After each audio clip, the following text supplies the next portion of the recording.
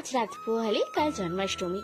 যাদের বাড়ি গোপুসোনা আছে তারা এই দিনটার জন্য অনেকদিন আগে থেকে অপেক্ষা করে থাকি। আমিও তার ব্যতিক্রম নই। আমিও আমার গোপুসোনার জন্য কিনতে চলে গেছিলাম। খাগড়ায় একটি দোকান আছে রংঘর বলে, সেই দোকানে এত ভিড়, সবাই তাদের গোপুসোনাকে নিয়ে এসছে কিনতে।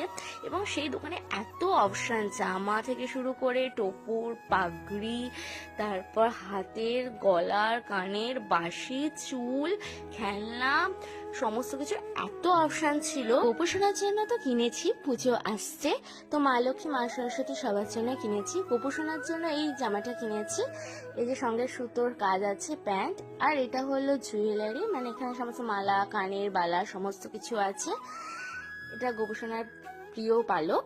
মা লক্ষ্মীর জন্য ভেলভেটের এই লাল ড্রেসটা নিয়েছি, আর মা সরস্বতীর জন্য নীল আর পিঙ্ক দেওয়া এই ড্রেসটা নিয়েছি। তোমাদেরও যদি জন্মাষ্টমীর বাজার